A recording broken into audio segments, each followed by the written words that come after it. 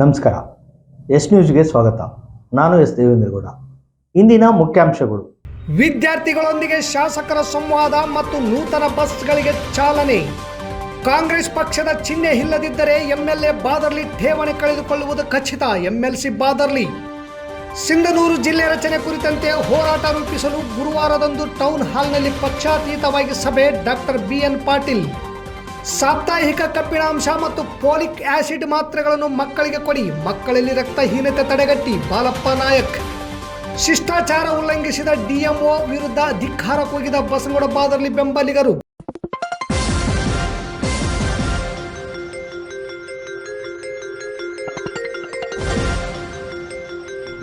S news, ಇದು ನಿಮ್ಮ ಧ್ವನಿ. ವಾರ್ತೆಗಳ ವಿವರ.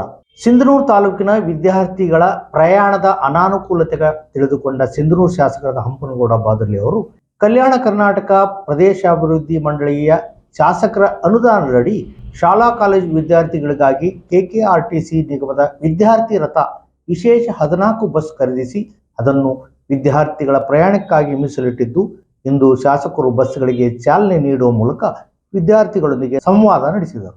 ನಗರದ ಬಸ್ ನಿಲ್ದಾಣದಲ್ಲಿ ಏರ್ಪಡಿಸಿದ್ದ ವಿದ್ಯಾರ್ಥಿ ರಥಕ್ಕೆ ಚಾಲನೆ ಹಾಗೂ ವಿದ್ಯಾರ್ಥಿಗಳೊಂದಿಗೆ ಸಂವಾದ ಕಾರ್ಯಕ್ರಮದಲ್ಲಿ ಭಾಗವಹಿಸಿ ನೂತನ ಬಸ್ಗಳಿಗೆ ಚಾಲನೆ ನೀಡಿದ ಶಾಸಕರಾದ ಹಂಪನಗೌಡ ಬಾದರ್ಲಿಯವರು, ವಿದ್ಯಾರ್ಥಿಗಳು ನಿಮ್ಮ ಭವಿಷ್ಯವನ್ನು ನೀವೇ ರೂಪಿಸಿಕೊಳ್ಳಬೇಕು. ರಾಜ್ಯ ಸರ್ಕಾರ KKRDB ಅಡಿಯಲ್ಲಿ ಬಸ್ಗಳ ವ್ಯವಸ್ಥೆ ಮಾಡಿದ್ದು, ಈ ಸೌಲಭ್ಯವನ್ನು ವಿದ್ಯಾರ್ಥಿಗಳು ಸದುಪಯೋಗಪಡಿಸಿಕೊಂಡು 100% ಶಾಲಾ ಕಾಲೇಜುಗಳಿಗೆ ಹಾಜರಾಗಬೇಕು. ನನಗೆ ಗೊತ್ತಿರುವಂತೆ ವಿದ್ಯಾರ್ಥಿಗಳು ಹಾಜರಾತಿ ಕಡಿಮೆ ಇದೆ. ಕೇಳಿದರೆ ಬಸ್ ಸರಿಯಾಗಿ ಸಮಯಕ್ಕೆ ಸರಿಯಾಗಿ ಬಸ್ ಇಲ್ಲ ಎನ್ನುತ್ತಿದ್ದೀರಿ. ಈಗ ನಿಮಗಾಗಿ ಬಸ್ ವ್ಯವಸ್ಥೆ ಮಾಡಿದ್ದು, ಈಗಲಾದರೂ ಸರಿಯಾಗಿ ಶಾಲಾ ಕಾಲೇಜುಗಳಿಗೆ ಹಾಜರಾಗಿ ಉನ್ನತ ಶ್ರೇಣಿಯಲ್ಲಿ ಉತ್ತೀರ್ಣರಾಗಿ ಉನ್ನತ ಹುದ್ದೆ ಪಡೆದು ಸಿಂಧನೂರು ತಾಲೂಕಿಗೆ ಹೆಸರು ತನ್ನಿ ಎಂದರು.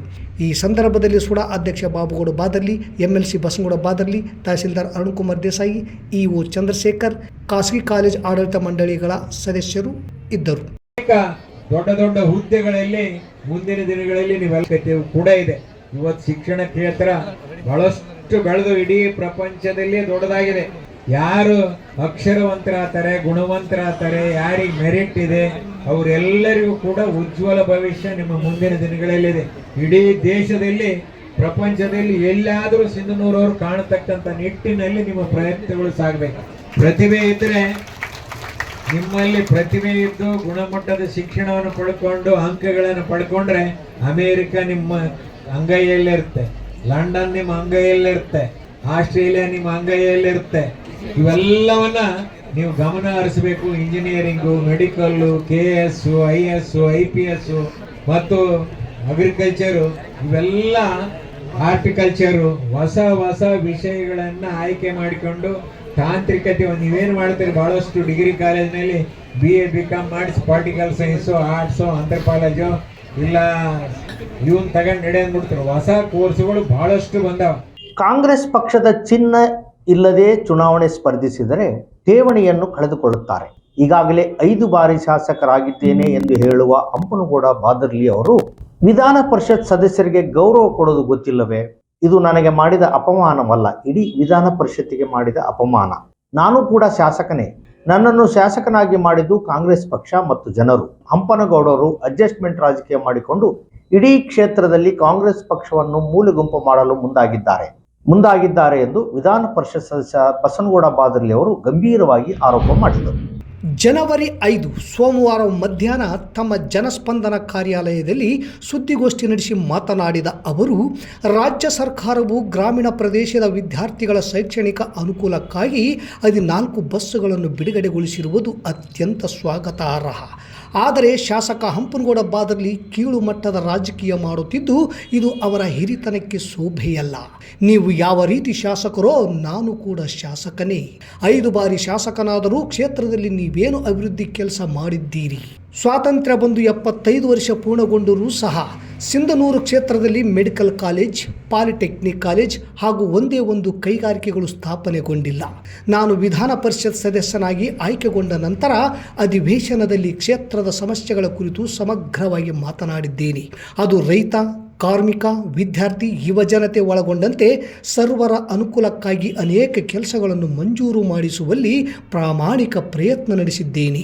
ಆದರೆ ಶಾಸಕ ಹಂಪನಗೌಡ ಬಾದರ್ಲಿಯವರು ಅಧಿಕಾರಿಗಳನ್ನು ಎದುರಿಸಿ ಬೆದರಿಸಿ ತಮ್ಮ ಹಿಡಿತದಲ್ಲಿ ಇಟ್ಟುಕೊಂಡು ಕ್ಷೇತ್ರದಲ್ಲಿ ಇಸ್ಪೀಟು, ಮಟಕ, ಡ್ರಗ್ಸ್, ಭ್ರಷ್ಟಾಚಾರ, ಅಕ್ರಮ ಚಟುವಟಿಕೆ ಸೇರಿದಂತೆ ಇತರೆ ಕೃತ್ಯಗಳಿಗೆ ಪೋಷಿಸಿ ಬೆಳೆಸುತ್ತಿದ್ದಾರೆ.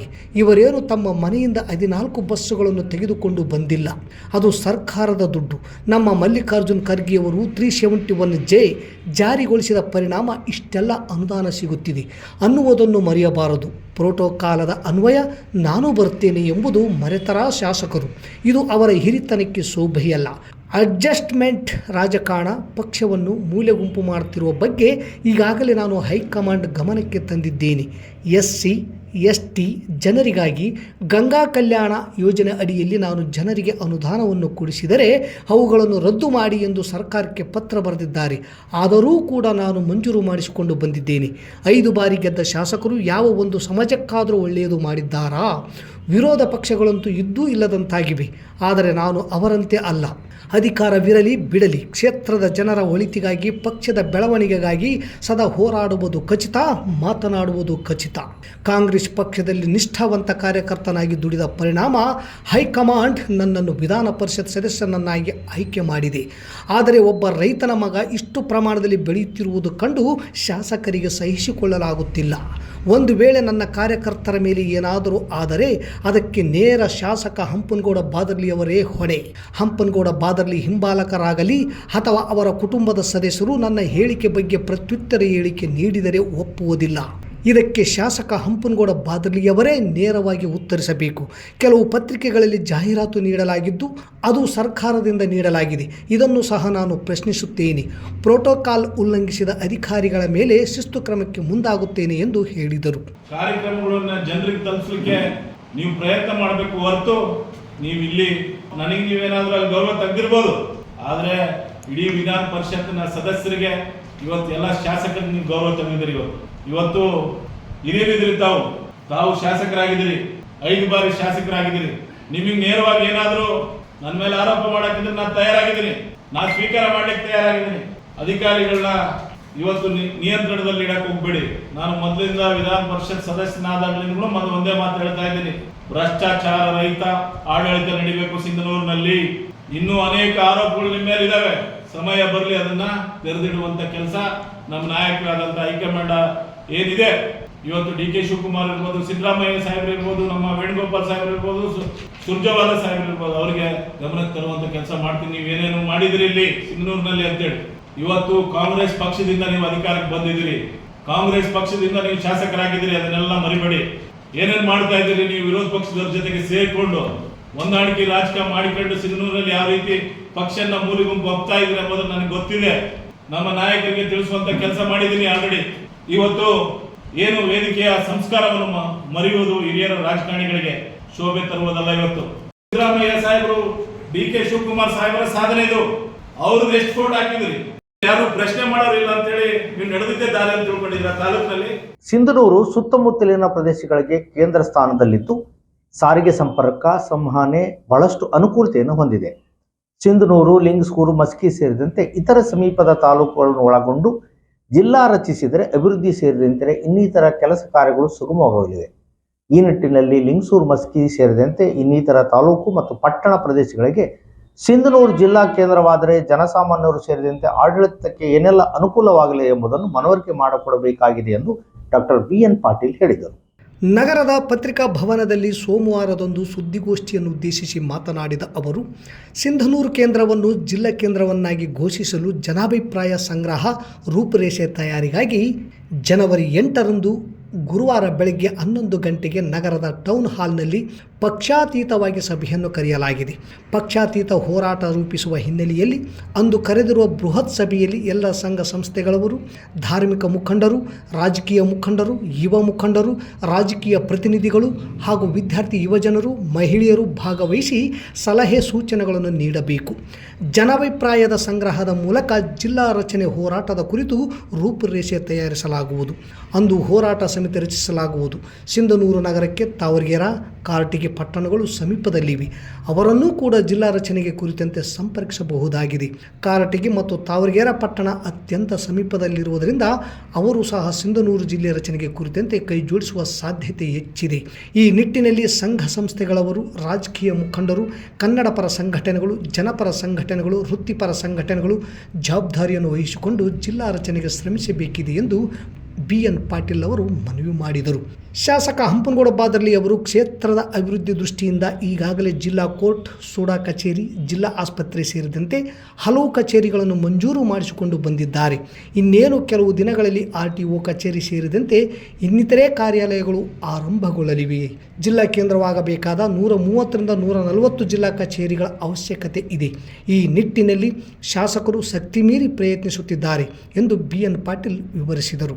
ಈ ಸಂದರ್ಭದಲ್ಲಿ ಸುಡಾ ಸದಸ್ಯ ವೈ ನರೇಂದ್ರನಾಥ್, ಪಿಕಾರ್ಡ್ ಬ್ಯಾಂಕ್ ಅಧ್ಯಕ್ಷ ಎಂ ದೊಡ್ಡಬಸವರಾಜ್, ವಕೀಲರ ಸಂಘದ ಅಧ್ಯಕ್ಷ ಕೆ ಭೀಮನಗೌಡ, ಜಮಾತೆ ಇಸ್ಲಾಮಿ ಹಿಂದನ ಅಧ್ಯಕ್ಷ ಹುಸೇನ್ ಸಾಬ್, HF ಮಸ್ಕಿ, ದೌಲ್ ಸಾಬ್ ದೊಡ್ಡಮನಿ, ಪಂಪಯ್ಯ ಸ್ವಾಮಿ ಸಾಲಿಮಠ್ ಸೇರಿದಂತೆ ಇನ್ನಿತರರು ಇದ್ದರು. 70-80 ಕೋಟಿ ರೂಪಾಯಿಯಿಂದ ಒಂದು ಜಿಲ್ಲಾಸ್ಪತ್ರೆ ಪ್ರಾರಂಭ ಆಗ್ತದೆ. ಈಗಾಗಲೇ ಸೂಡಾ ಆಗಿದೆ, ಸಿಂಧನೂರು ಅರ್ಬನ್ ಡೆವಲಪ್ಮೆಂಟ್ ಅಥಾರಿಟಿ. ಯಾವುದೇ ತಾಲೂಕಾ ಪ್ಲೇಸಿಗೆ ಅರ್ಬನ್ ಡೆವಲಪ್ಮೆಂಟ್ ಅಥಾರಿಟಿ ಕೊಡೋದಿಲ್ಲ.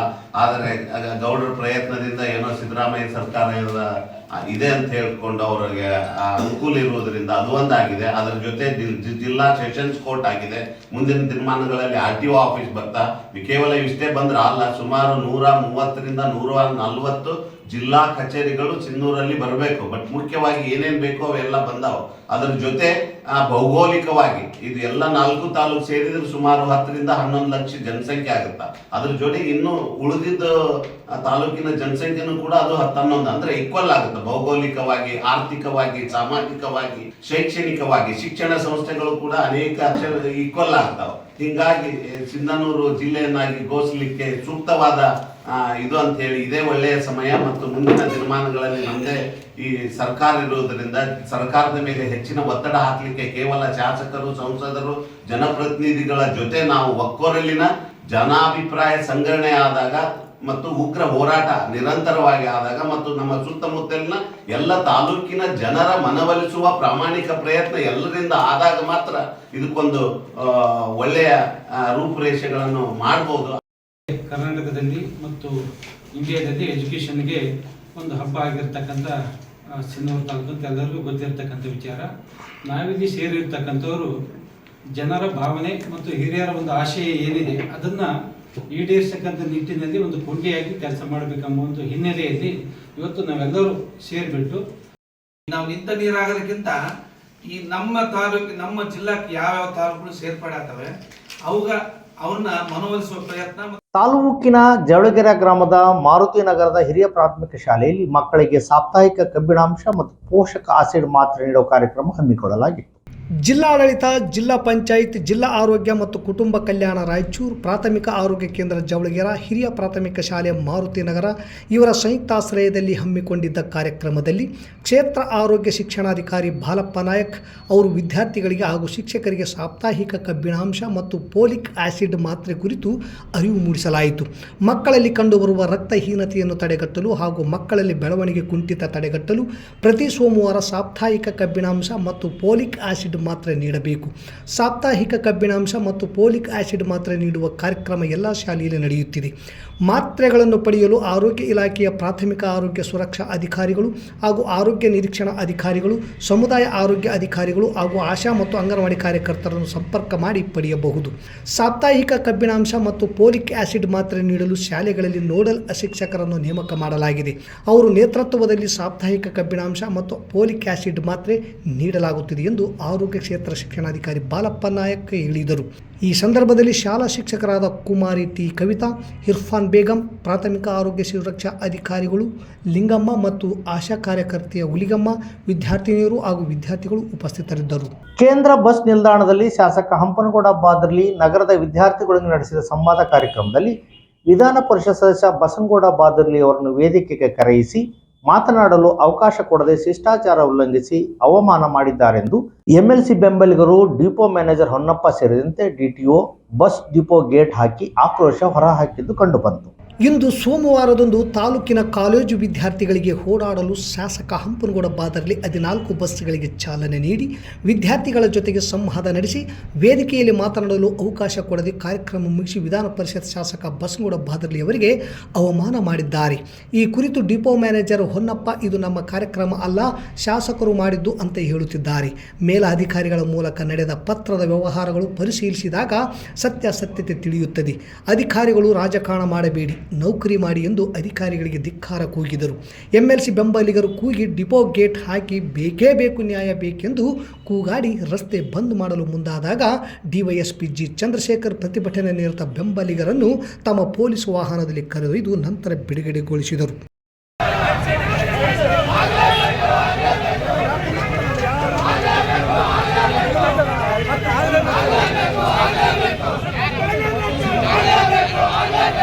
ಮತ್ತೊಮ್ಮೆ ಮುಖ್ಯಾಂಶಗಳು.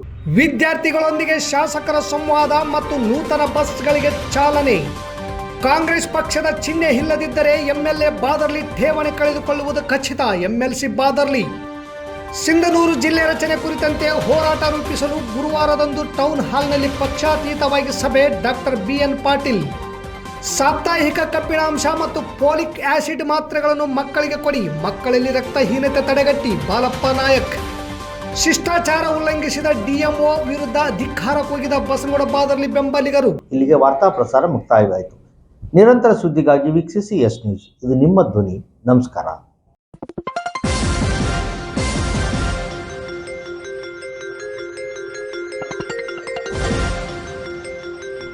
ಎಸ್ ನ್ಯೂಸ್, ಇದು ನಿಮ್ಮ ಧ್ವನಿ.